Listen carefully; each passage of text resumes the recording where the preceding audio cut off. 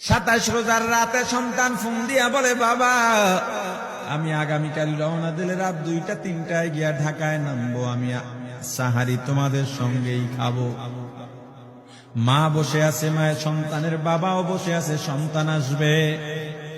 রাত্র 2টা-3টা হয়ে গেছে, সাহারির সময় হয়ে গেছে, সন্তানের খবর নাই। শেষ টাইমে মা বাবা সাহারি খেয়ে ফজরের নামাজ পড়ে দরজার মধ্যে অপেক্ষা করতেছে, সন্তানের খবর নাই। 8টা, 9টা, 10টা বেজে গেছে, মায়ের মনটার ভালো লাগে না।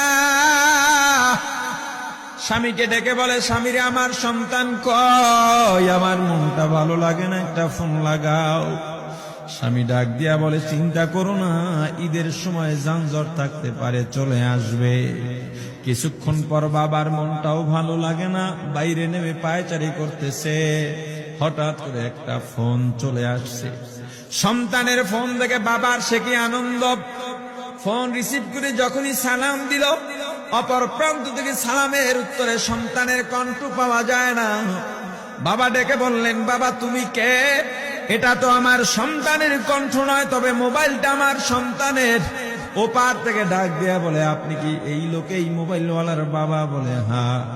আপনি এখনো বাড়িতে কি করেন? আপনার যেই সন্তান ঢাকা থেকে গাড়ি নিয়া 2500-এর দিকে রওনা দিয়েছিল, ওই গাড়িটা 2500 পৌঁছতে পারে নাই। পথিমধ্যে সংঘর্ষে রাস্তার মধ্যে অনেকগুলো মানুষ মারা গেছে, অনেক যুবক তার মধ্যে আছে। রাস্তার পাশে সাদা কাপড় দিয়া ঢাকা। দেখেন আপনার সন্তান এই লাশের মধ্যে আছে কিনা। মোবাইলটা আমি রাস্তার পাশে পড়ে পাইলাম। বাবা পাগলের মতো একটা দৌড় দিছে। মা মনে করছে সন্তান বুঝি কাছাকাছি চলে আসছে। অন্যান্য সন্তানদের ডাক দেয়া বলে, তোরা কে, কোথায়, এদিকে আয়, তোদের ভাই বুঝি কাছাকাছি আসছে। আমার কলিজার টুকরা সন্তান, তোর বাবা যে আগায় আনতে গেছে, তাড়াতাড়ি নতুন চাদর বিছা, বালিশের কভার গুলো খুলে নতুন কভার লাগা, পানি গরম বসা, আমার সন্তান এসে গোসল করবে। আহারে সবাই ফুলের মেলা, ফুলের তোড়া নিয়ে অপেক্ষা করতেছে। 4টা বছর কলিজার টুকরা বাড়িতে নাই, বিদেশ থেকে আসবে।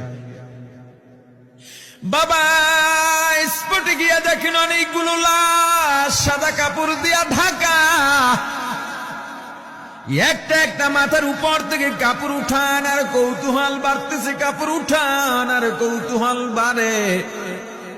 হঠাৎ তাকায় দেখে কলিজার টুকরা সন্তান লাশের মিছিলে শামিল হয়ে গেছে। বাবা সন্তানকে ধরে কাঁদেন আর বলেন, বাবা এত আদর আপ্যায়ন, তোর জন্য এত প্রস্তুতি রে বাবা। তোর মা তোর পথে বসে আছে রে বাবা, কি জবাব দিব বল?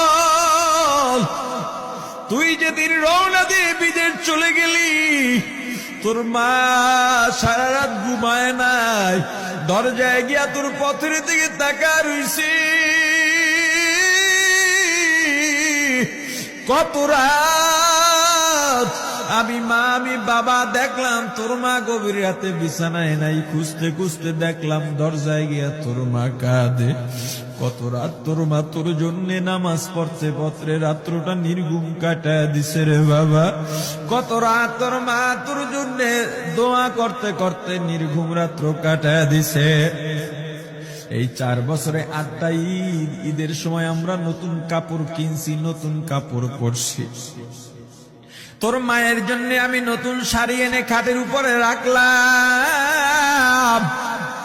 ঈদের নামাজ পড়ে এসে দেখি কাপড়টা খাটের উপরেই আছে। তোর মা প্রথম ঘরেও নাই, মাঝের ঘরেও নাই, পেছনের ঘরেও নাই। খুঁজতে খুঁজতে গিয়া দেখি তোর মা কিচেন রুমে আছে। ওই নাস্তা নাড়াইতেছে, দুধ নাড়তেছে, দুধ উথলাইয়া পুইরা যাইতেছে, খবর নাই। আমি তাকায় দেখলাম তোর মায়ের 2 চক্ষু দিয়া টপ টপ করে পানি পড়তেছে। ডাক দিয়া বললাম, ওরে বিবি, ঈদের দিনে তুমি কেন কাঁদো? তোমার জন্য শাড়ি আনলাম, সেটাও কেন পরলা না? তোর মা জবাব দিয়া বলছি, স্বামী গো, আপনারা যখন নামাজের জন্য রওনা দিয়া গেলেন, আমার অমুক সন্তান আপনার সঙ্গে যায় নামাজ দিয়া নতুন পোশাক পরে নামাজে রওনা দিয়েছে, কত সুন্দর লাগছে দেখতে। হঠাৎ করে তাকায় দেখলাম আমার কলিজের একটা মানিক আপনাদের সাথে নাই। আমার মনটার ভালো লাগে না, আমি ফোন দিলাম আমার মানিকের কাছে। ফোন রিসিভ করে বলে, মা নাস্তা বানাইছি, খাইছি, এখনো ছুটিতে আছি, আনন্দ করতেছি, ঘোরাফেরা করতেছি, কিন্তু আমি মায়ের মত। আমি বললাম, বাবা তুই আমাকে পেটে ধরিস নাই, আমি তোকে পেটে ধরছি। আমাকে খুশি রাখার জন্য কত কথাই না বললি, ঈদের টাকা পাঠাইলি, তোর টাকা দিয়া তোর বাবা জামা কিনছে, তোর ভাইরা জামা কাপড় কিনছে, তোর টাকা দিয়ে পরিশ্রমের টাকা দিয়ে আমার শাড়ি কিনছে, গহনা কিনছে, কিন্তু তোর পাশে আমি হাতুড়ের বাড়ির শব্দ কেন পাই? আমার সন্তান বলতে চায় না, পরে বলে, মাগো কাজ করতে আসছি, টাকা নিয়ে কাজ করি, ঈদের দিনেও আমাদের ছুটি দেয় না। ওরে স্বামী বলে, ঈদের দিনেও যেই সন্তান কাজ করে, এই শ্রমের টাকার শাড়ি আমি মা কেমনে পরব রে? ওরে বাবা, আজকে তুই আসবি, খবর শুনে তোর মা এক সপ্তাহ আগের থেকে ঘুমায় না, তোর জন্য কত রঙের পিঠা বানাইছি, তোর জন্য কত আয়োজন, আমি তোর মাকে কি বলবো বাবা বল। বাবা সন্তানের লাশ অ্যাম্বুলেন্সে উঠে বাড়ির দিকে রওনা দিছে। আহারে বাড়ির কাছাকাছি আসছে, এদিকে মা দরজায় গিয়ে অপেক্ষা করতেছে, গাছের আড়াল দিয়া পথের দিকে তাকায় আছেন। দেখেন একটা গাড়ি আসতেছে, মায়ের সে কি আনন্দ, বাড়ির মধ্যে দৌড় দিছে, তোরা কই তাড়াতাড়ি আয়, ফুলের মালাগুলা নিয়ে আয়, গাড়ি এসে পড়ছে। বাড়ির দরজা দিয়ে যখন অ্যাম্বুলেন্সের হরেন দিয়া ঢুকতেছে, হুইসেল দিয়া ঢুকতেছে, মা একটা চিৎকার দিছে, ওরে এই মরণ গাড়ি আমার বাড়ি কেন, কার কপাল পুরুষে?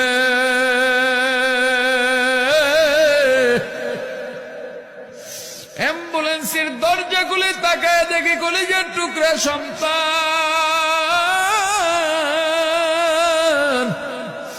এমন ঘুমাইছে, আর জীবনেও উঠবে না।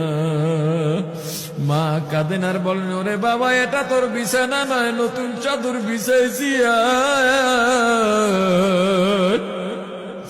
বোন কান্দে আর বলে, ভাই আরে তোর জন্য ফুলের মালা পরাইছি, ফুলের মালা বানাইছি, একটু মালা পরাবো। মা ডেকে বলেন, রে সন্তান, 4টা বছর আমি তোর মা ডাক শোনার জন্য অপেক্ষা করছি, তোর জন্য গরম পানি করছিলাম, গোসল করবি, সেই গরম পানি যে তোর জীবনের শেষ গোসল হবে বুঝি নাই। ওরে পর্দালের মাগো, আর কোন ভাষায় বুঝাইলে বুঝবারে মা, দুনিয়ার জীবনটা ক্ষণস্থায়ী, এই দুনিয়ায় নাফরমানি করা যাবে না, এই দুনিয়ায় নাফরমানি করা যাবে না, অহংকার দেখাবার কিচ্ছু নাই, এই দুনিয়া ছেড়ে যাওয়া লাগবে। আল্লাহ এত দয়া করছেন, মায়া করছেন, ওই আল্লাহর সঙ্গে নাফরমানি করো না রে ভাই, ওই আল্লাহর নেয়ামতের অশুকরিয়া করো না, আল্লাহর নেয়ামতের শুকরিয়া আদায় করো, দুনিয়ার সব মোহ ত্যাগ করো, দলের মায়া ত্যাগ করো, দুনিয়ার মায়া ত্যাগ করো। এ আওয়ামী লীগ বিএনপি যারা করো, ক্ষমতায় যারা বারবার যাও, ক্ষমতায় তোমার দল গেলেই তুমি দাপট দেখাও, যুবকরে তোর 2টা পা ধরা লাগলেও পা ধরো রে ভাই, এই ক্ষমতা কিচ্ছু না, দাপট কিচ্ছু না, ওই কিয়ামতের ময়দানের নাজাতের চেয়ে বড় দাপট আর কিচ্ছু নাই। আল্লাহ রক্ত দিছেন, আল্লাহ জীবন দিছেন, আল্লাহর এই রক্ত আর জীবন দুনিয়ার কুফরি পুঁজিবাদী কুফরি গণতন্ত্রের জন্য দিস না, এই রক্ত আল্লাহর জন্য রাখ, এই জীবন আল্লাহর জন্য রাখ।